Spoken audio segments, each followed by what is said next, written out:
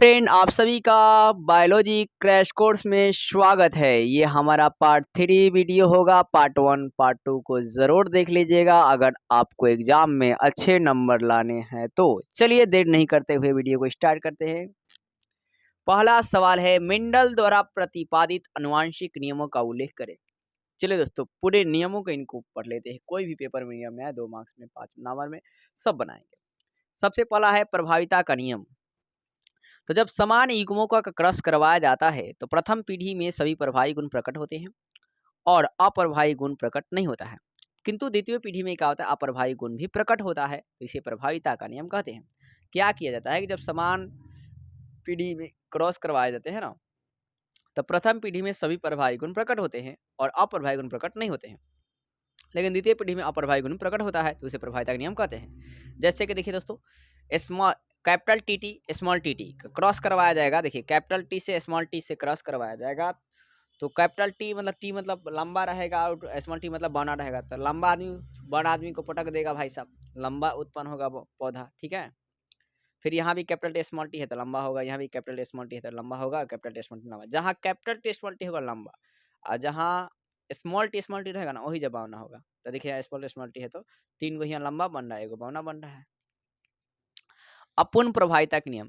इस नियम में मेंडल जी स्वान पुष्प या डॉग फ्लावर, ठीक है, डॉग फ्लावर का चयन किया था। स्वान पुष्प या डॉग फ्लावर का चयन किया था जब मेंडल जी ने लाल और सफेद रंगों का स्वान पुष्पों का क्रॉस करवाया। जब मेंडल जी ने लाल और सफेद रंगों के स्वान पुष्पों का क्रॉस करवाया ना, तो प्रथम पीढ़ी में सारे पौधे गुलाबी रंग के प्राप्त हुए और द्वितीय पीढ़ी में क्या हुआ कि द्वितीय पीढ़ी में एक लाल रंग के, 2 गुलाबी रंग के, एगो सफेद रंग का पौधा प्राप्त हुआ। तो इसे अपूर्ण प्रभाविता का नियम कहते हैं। यहाँ देख लीजिए कि प्रथम पीढ़ी में सारे जो है पिंक कलर के प्राप्त हुए, जब रेड कलर के और व्हाइट कलर के स्वान पुष्पों का क्रॉस करवाया गया तो सारे प्रथम पीढ़ी में पिंक प्राप्त हुए और दूसरे पीढ़ी में आप पिक्चर में देखिए रेड एक प्राप्त होता है, 2 पिंक प्राप्त होता है और एक व्हाइट प्राप्त होता है। तो पिक्चरों से भाषा आप लिख सकते हैं बहुत आसानी से और क्रॉसिंग माध्यम से। तीसरा का नियम है मेंडल जी का विसंयोजन पृथक्करण का नियम या शुद्धता का नियम भी इसे कहा जाता है। तो कारक के जोड़े युग्मक बनाते हैं, आप सभी बनाते हैं। कारक का जोड़ा जो है मिलेगा तो क्या बनाएगा, युग्मक। युग्मक बनाते समय पृथक होते हैं और अलग होते हैं। जब कारक जो युग्मक बनाते हैं और वो पृथक होते हैं, अलग होते हैं, तो कारक केवल एक ही गुण युग्मक में प्रवेश करता है। तो जब कारक का युग्मक बनाते समय वो जब अलग होता है तो उसका कारक का एक ही गुण जो क्या होता है युग्मक में प्रवेश कर पाता है, वो तो अलग हो गया भाई साहब। तो इसी नियम को शुद्धता का नियम कहते हैं। अब है स्वतंत्र अपयूहन का नियम। जब 2 जीनों का क्रॉस करवाया जाता है तो वह दोनों जीन स्वतंत्र रूप से गुणों को प्रकट करते हैं, तो उसे स्वतंत्र अपयूहन का नियम कहते हैं। जब 2 गुणों का क्रॉस करवाया जाता है तो वह दोनों जीन स्वतंत्र रूप से अपने गुणों को प्रकट करते हैं, तो उसे स्वतंत्र अपयूहन का नियम कहा जाता है। जैसे कि आप देख सकते हैं कैपिटल ए स्मॉल ए, ठीक है दोस्तों। अब ये डिवाइड होंगे कैपिटल स्मॉल ए, अब ये फिर वो डिवाइड होंगे कैपिटल ए, ये जो है बड़ा वाला डिवाइड हो जाएगा, फिर ये भी डिवाइड हो जाएगा, फिर ये भी डिवाइड, ऐसे करके बंदा बट जाएगा। फिर कैपिटल भी स्मॉल भी इसको आप कर सकते हैं।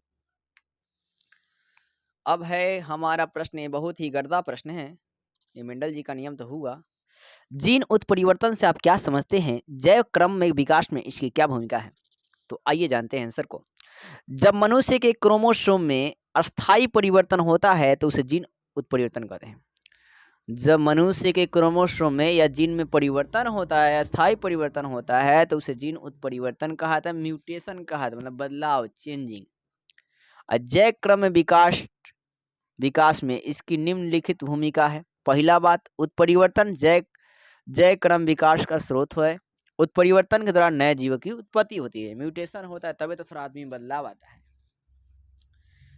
अब है सहलगनता को परिभाषित करें, मेंडल जी के नियम का अपवाद भी है। अब देखिए, जब क्रोमोसोम एक पीढ़ी से दूसरे पीढ़ी में समान रूप से जाता है तो उसे सहलगनता कहते हैं। जब क्रोमोसोम एक पीढ़ी से दूसरे पीढ़ी में समान रूप से जाता है तो उसे सहलगनता कहते हैं। और सहलगनता शब्द मोर्गन जी दिए थे। कौन दिए थे? मोर्गन जी दिए थे। और सहलगनता मेंडल नियम के लिए अपवाद है। क्या है? अपवाद है। आगे प्रश्न है, ट्रांसक्रिप्शन तथा ट्रांसलेशन में अंतर स्पष्ट कीजिए। तो ट्रांसक्रिप्शन और ट्रांसलेशन में निम्नलिखित अंतर है। डीएनए से आरएनए बनने की क्रिया को ट्रांसक्रिप्शन कहते हैं, जबकि आरएनए से प्रोटीन बनने की क्रिया को ट्रांसलेशन कहते हैं। फिर इसी प्रकार ट्रांसक्रिप्शन इसे अनुलेखन भी कहा जाता है। ट्रांसक्रिप्शन को अनुलेखन कहते हैं, जबकि ट्रांसलेशन को स्थानांतरण कहते हैं। आगे प्रश्न, आरएनए के प्रकार को लिखिए। आरएनए के 3 प्रकार होते हैं, एमआरएनए, टीआरएनए, आरआरएनए। इनके कार्य दोस्तों, तो एमआरएनए रज्जु का निर्माण करता है, टीआरएनए कोड को रीड करता है, पढ़ता है, और आरआरएनए संरचनात्मक कार्य करते हैं।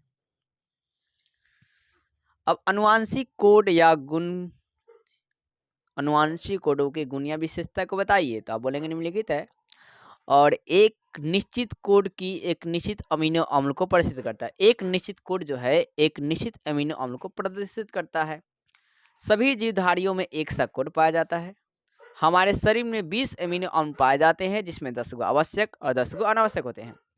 अमीनो अम्ल कोड का निर्माण करता है। अमीनो अम्ल क्या करता है? कोड का निर्माण करता है।